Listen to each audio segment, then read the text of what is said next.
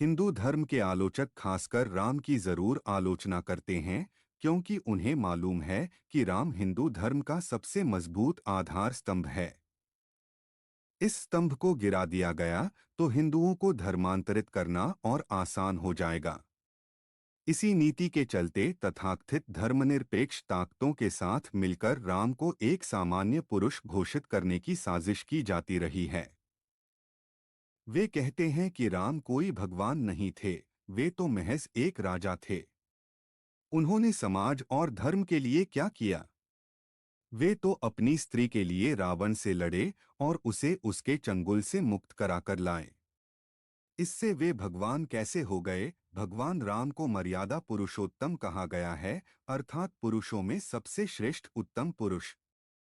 अपने वनवास के दौरान उन्होंने देश के सभी आदिवासी और दलितों को संगठित करने का कार्य किया और उनको जीवन जीने की शिक्षा दी। इस दौरान उन्होंने सादगी भरा जीवन जिया।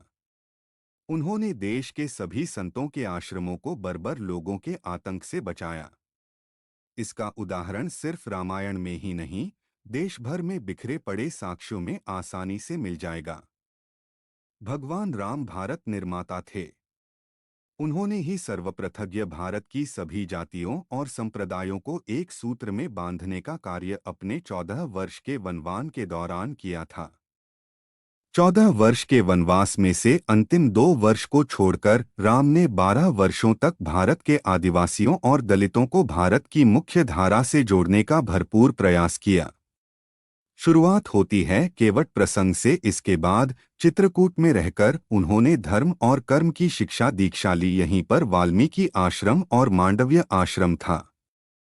यहीं पर से राम के भाई भरत उनकी चरण पादुका ले गए थे। चित्रकूट के पास ही सतना में अत्रि ऋषि का आश्रम था। दंडकारण्य अत्रि को राक्षसों से मुक्ति दिलाने के बाद वे दंडकारण्य क्षेत्र में चले गए, जहां आदिवासियों की बहुलता थी। यहाँ के आदिवासियों को बाणासुर के अत्याचार से मुक्त कराने के बाद वे 10 वर्षों तक आदिवासियों के बीच ही रहे। यहीं पर उनकी जटायु से मुलाकात हुई थी, जो उनका मित्र था। जब रावण सीता को हरण करके ले गया था, तब सीता की खोज में राम का पहला सामना शबरी से हुआ था। इसके बाद वानर जाति के हनुमान और सुग्रीव से वर्तमान में करीब 92,300 वर्ग किलोमीटर क्षेत्रफल में फैले इस इलाके के पश्चिम में अबूझमाड़ पहाड़ियां तथा पूर्व में इसकी सीमा पर पूर्वी घाट शामिल हैं। दंडकारण्य में छत्तीसगढ़, ओडिशा एवं आंध्र प्रदेश राज्यों के हिस्से शामिल हैं। इसका विस्तार उत्तर से दक्षिण तक करीब 320 किलोमीटर तथा पूर्व से पश्चिम तक लगभग 480 किलोमीटर है। क्षेत्र में रहकर राम ने अखंड भारत के सभी दलितों को अपना बनाया और उनको श्रेष्ठ धर्म, अर्थ, काम और मोक्ष की शिक्षा दी। भारतीय राज्य तमिलनाडु, महाराष्ट्र, आंध्र प्रदेश, मध्य प्रदेश, केरल, कर्नाटक सहित Nepal, Laos, Kampuchea, Malaysia, Cambodia, Indonesia, Bangladesh, Bhutan, Sri Lanka, Bali, Java, Sumatra और थाईलैंड आदि देशों की लोक संस्कृति व ग्रंथों में आज भी राम इसीलिए जिंदा हैं। श्रीराम ऐसे पहले व्यक्ति थे जिन्होंने धार्मिक आधार पर संपूर्ण अखंड भारत के दलित और आदिवासियों को एकजुट कर दिया था। इस संपूर्ण क्षेत्र के आदिवासियों में राम और हनुमान को सबसे ज्यादा पूजनीय इसीलिए माना जाता है।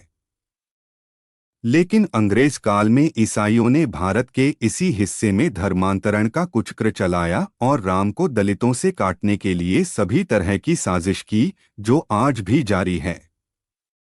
राम राजा नहीं भगवान। जब भी कोई अवतार जन्म लेता है तो उसके कुछ चिन्ह या लक्षण होते हैं और उसके अवतार होने की गवाही देने वाला कोई होता है। राम ने जब जन्म लिया तो उनके चरणों में कमल के फूल अंकित थे, जैसा कि कृष्ण के चरणों में थे।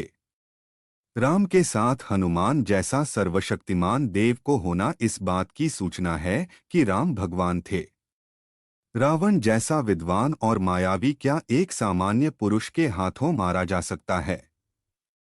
इन सबको छोड़ भी दें तो ब्रह्मर्षि वशिष्ठ और विश्वामित्र ने इस बात की पुष्टि की कि राम सामान्य पुरुष नहीं, भगवान हैं और वह भी विष्णु के अवतार। इक्ष्वाकु वंश में एक नहीं, कई भगवान हुए। उनमें से सबसे पहला नाम ऋषभनाथ का आता है, जो जैन धर्म के पहले तीर्थंकर थे। धार्मिक कहानी के लिए मेरे चैनल को सब्सक्राइब करें और बेल आइकन के बटन को दबाएं। आपके स्पॉट से ऐसी धार्मिक कहानियां लाता रहूंगा। धन्यवाद।